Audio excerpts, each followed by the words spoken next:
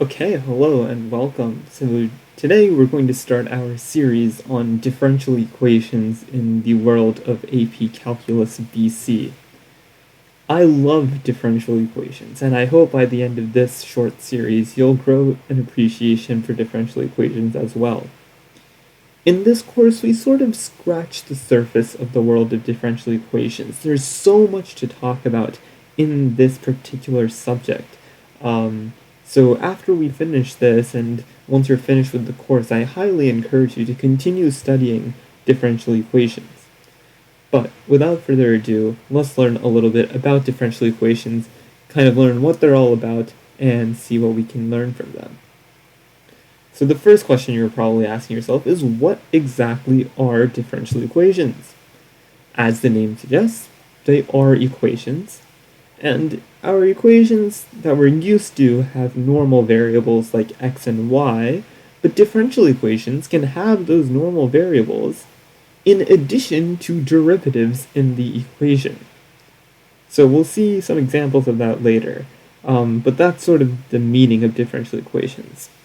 And when we're solving these in practice in the real world, derivatives usually represent rates of change of things. We've seen this a lot, and that's where the application goes for these differential equations. So it's very helpful in engineering and physics, etc., where we're modeling velocity in terms of position, things like that. So used everywhere, very helpful to know. And the topics that we learn in differential equation can be used to predict some amazing things. So for example, differential equations are used to predict how heat will transfer in objects over time. So if you were to heat up a rod or a plate, we can model how the heat will spread, which is pretty crazy. And to learn more about that, I highly encourage taking a partial differential equations class in college. And that class it's amazing what you can do with that stuff. But for now, we're not quite there yet. We're still going to be able to model some pretty great things, including population growth, radioactive decay, and some more. So we'll see those examples in practice. And there's many techniques to solve differential equations. We're just going to learn a couple of them, namely separation of variables, slope fields, and Euler's method. So this first video will be on separation of variables. So let's get into it. First, let's understand what a solution is. Right here we have a differential equation. So we have our normal variable y, and we have an equation, but we also have this y prime, so we have an equation with a variable and its derivative. We won't worry about how to solve this just yet, but let's take a look at what a solution could look like. So here are two possible solutions for this above differential equation. How do we choose which one is correct? The way we do that is we can just take each of these solutions, plug it into this differential equation, and see if we equal 0. So for example, when y equals negative 2x, y prime equals negative 2. So with those values, we'll plug it into here. We get negative 2 plus 2 times negative 2x, which does not equal 0. However, with this solution, y equals e to the negative 2x, y prime equals negative 2 times e to the negative 2x, and we see that this does equal 0. So in this case, the second option is our actual solution. So this is the method of how we were to check our solutions. So that's great and all, but now we need to learn how to solve these differential equations. And we'll do that with the separation of variables technique. So the technique is to group like variables on opposite sides of the equal sign and integrate. So in the previous slide, we had y prime plus 2y equals 0. So the first step we like to do is rewrite this y prime as dy dx. So now we want to have the y terms on one side of the equation and the x terms on the other side of the equation. So to do that, we can subtract 2y on both sides to get this.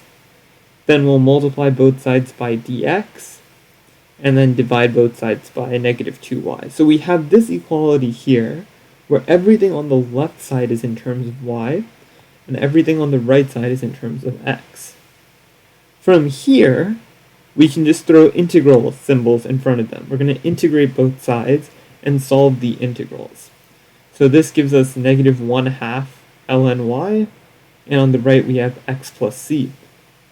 And now we're just trying to solve for y. So we can multiply both sides by negative 2, do e to the power of both sides, so e to the power of ln y will cancel out the ln, so we do e here. So this is our solution, and then we'll use a property of like exponentials here, where e to the negative 2x plus c can be rewritten as e to the negative 2x times e to the c. And since c is a constant, e to the c is also a constant, right? We don't really care what the constant value is, we're just saying it's a constant. So we can get rid of this e to the c and just call that c, and that's why we get c times e to the negative 2x.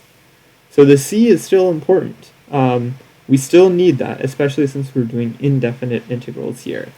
But we'll see, we'll see that sometimes we can solve for this capital C, and that would be in the presence of some sort of initial condition. Cool, let's do an example. So we want to solve this differential equation, and we're solving for y. And the way we'll do this is with separation of variables. So we would want to get all of the y terms on one side and all of the x terms on the other side. So, one thing we could do is multiply this left side by 1 over dy to cancel out this dy. But the thing is, we don't want to have a 1 over dy, because when we integrate, which we know we'll have to do, how do we integrate when this dy is like in the denominator? We're not used to doing that. So typically the first step would be to multiply both sides by dx, and then rearrange your terms accordingly.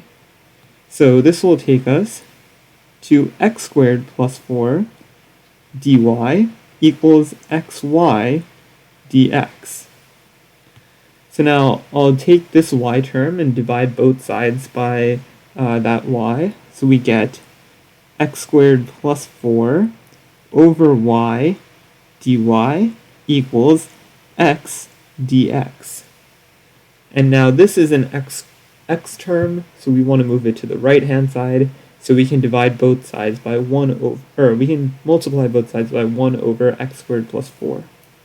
And that will give us 1 over y times dy equals x divided by x squared plus 4 dx.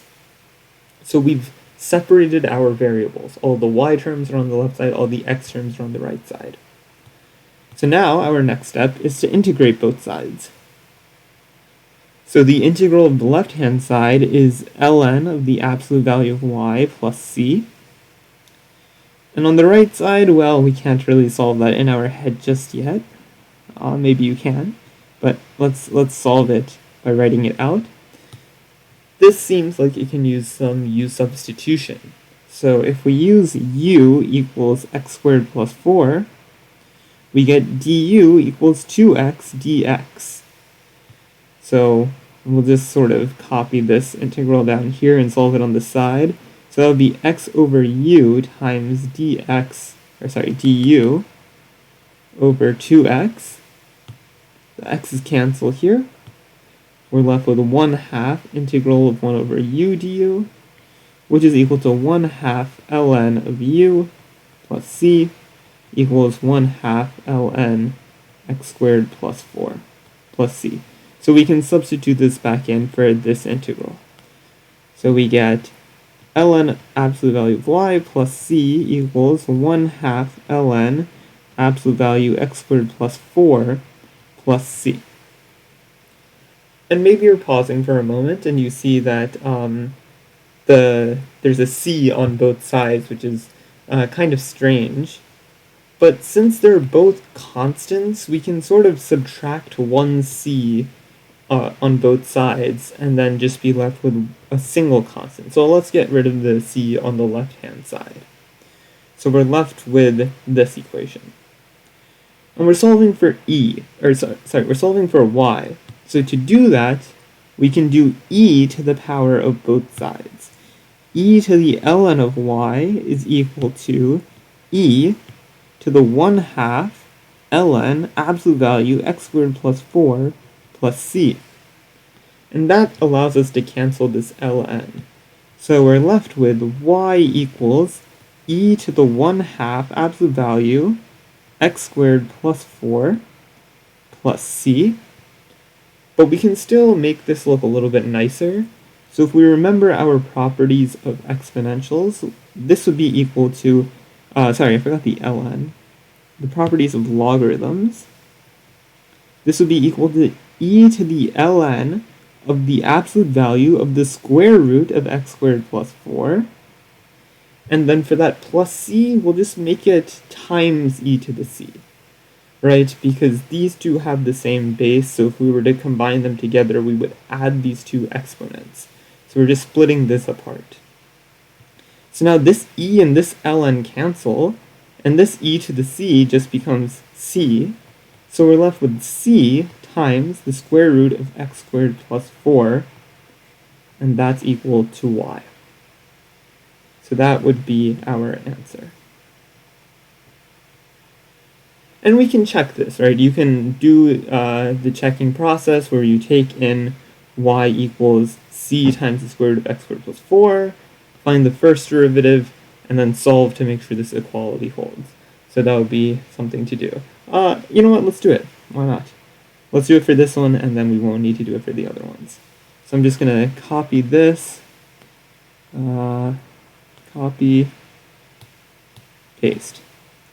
And we had y equals c times the square root of x squared plus 4, which we can rewrite as c times x squared plus 4 to the 1/2.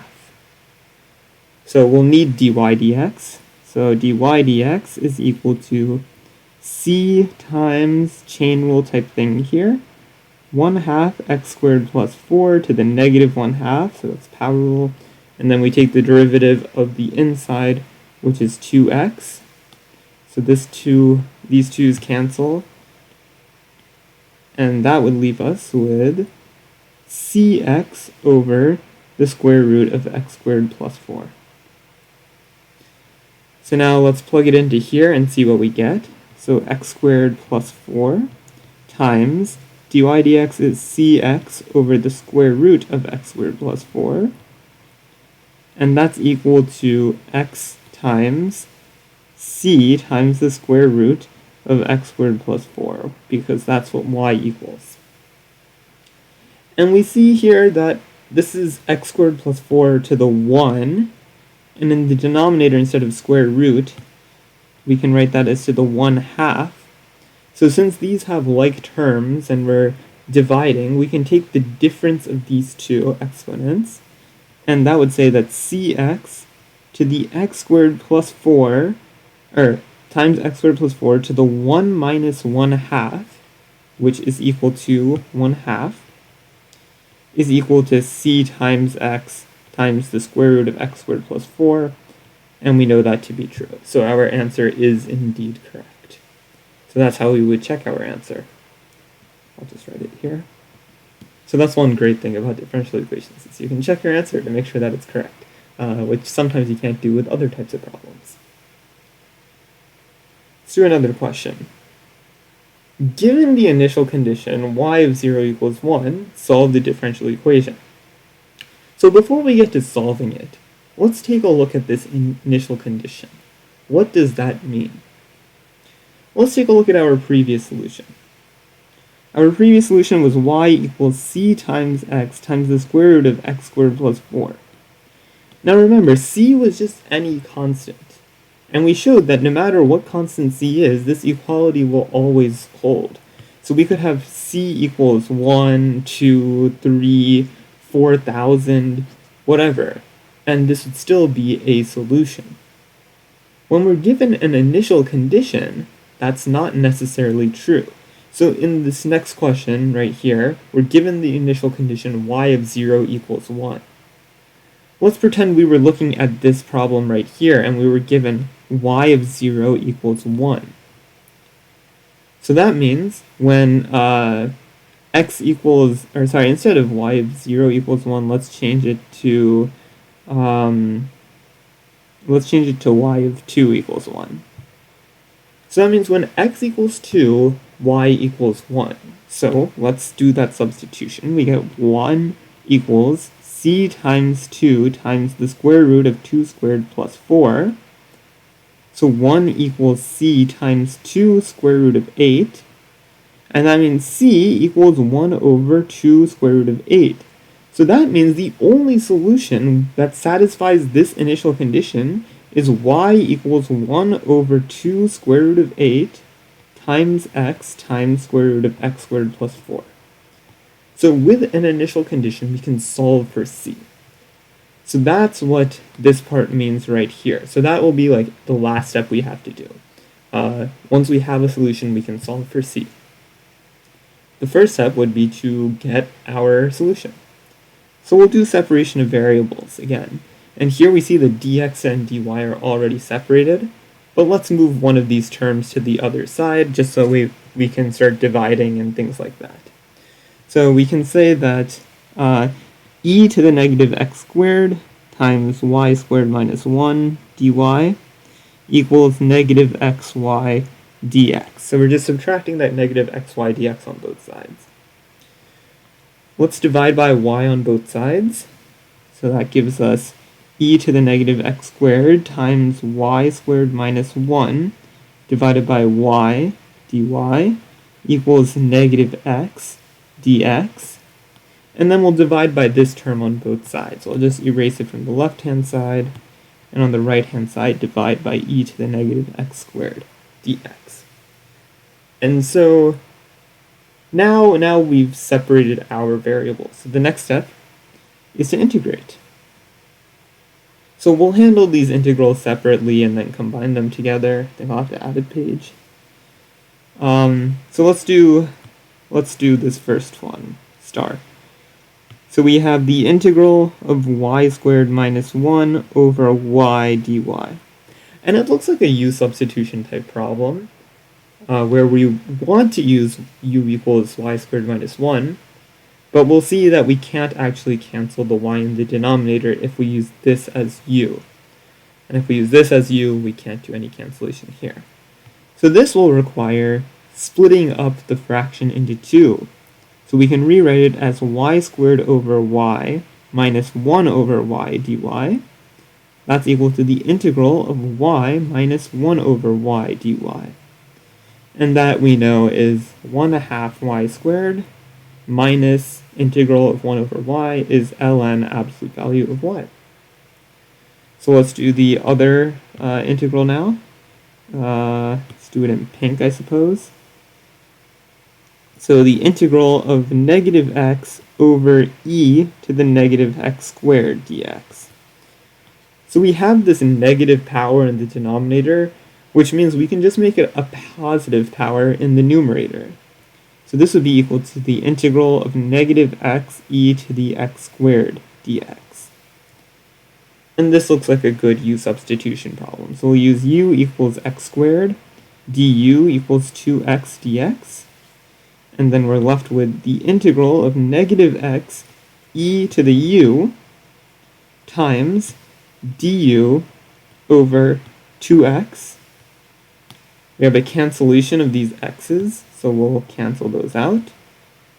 This is equal to negative 1/2 integral e to the u du. So that would be equal to negative 1/2 integral of e to the u is e to the u plus c. And then we resubstitute our u, which we said was x squared plus c. So this step right here can be rewritten as 1/2 y squared minus ln absolute value of y equals negative 1/2 e to the x squared plus c. And you'll note that I didn't write the plus c on the left-hand side because we could always just subtract it on the right-hand side and be left with a different c. So we're good.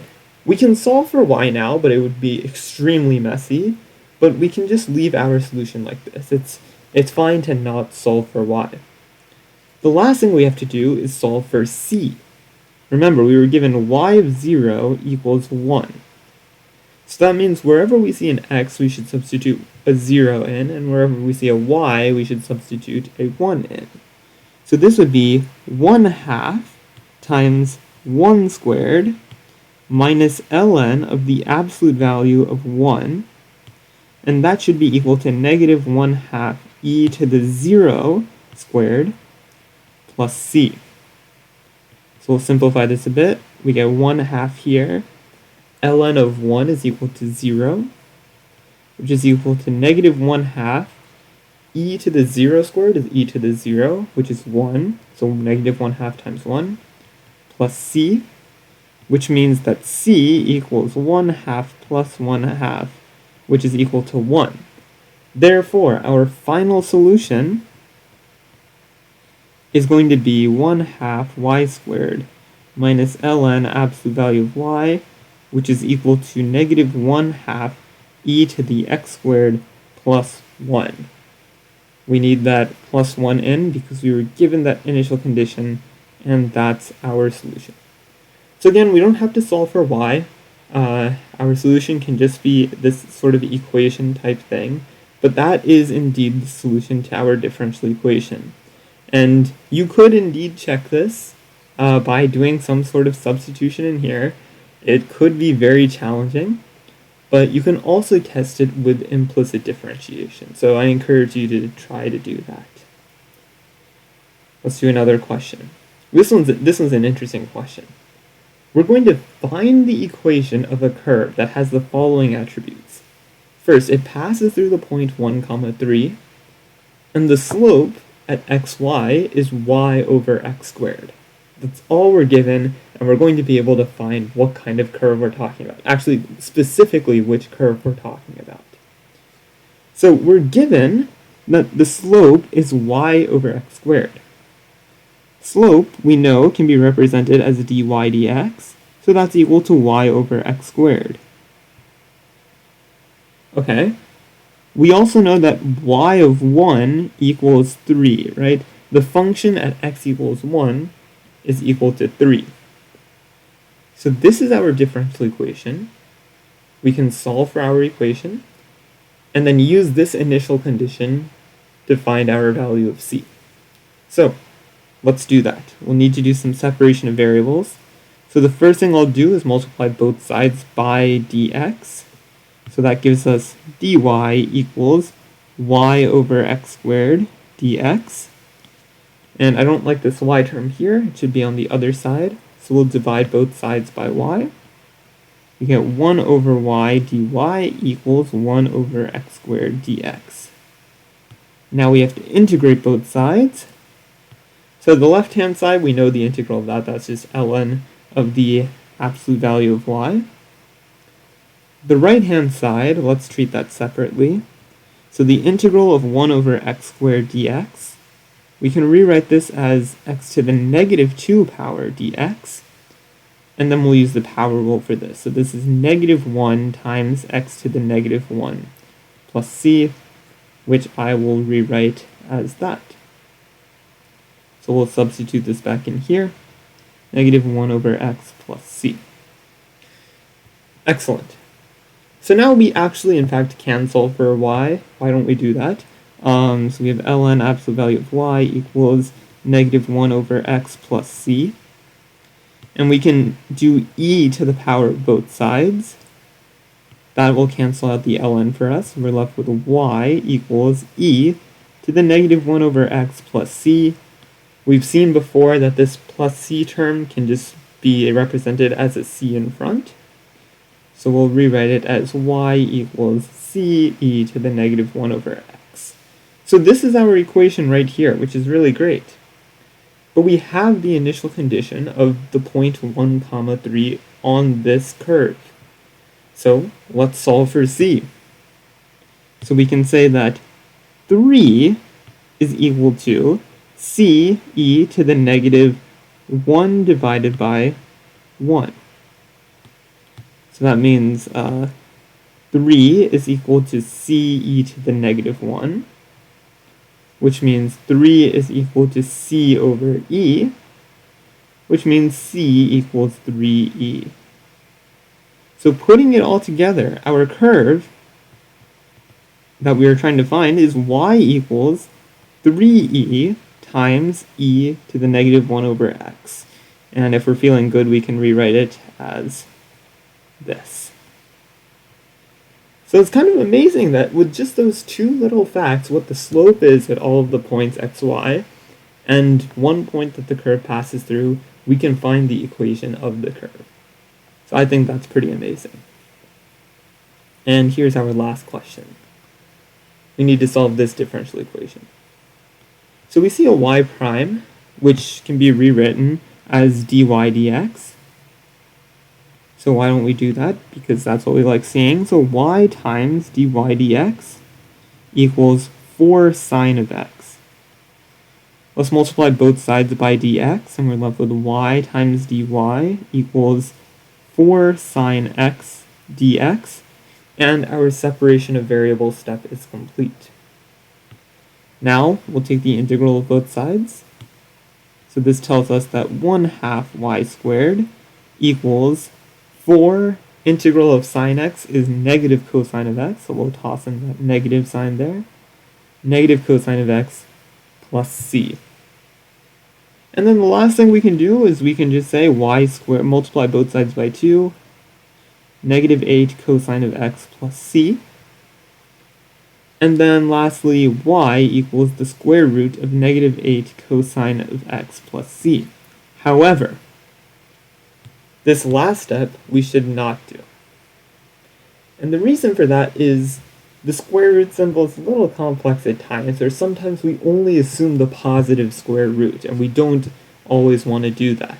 So it's best to leave your answer in this form, with the y squared, to make sure we're encapsulating all possible values. So our final answer should be this right here. And we didn't have any initial conditions to worry about, so that is indeed our solution.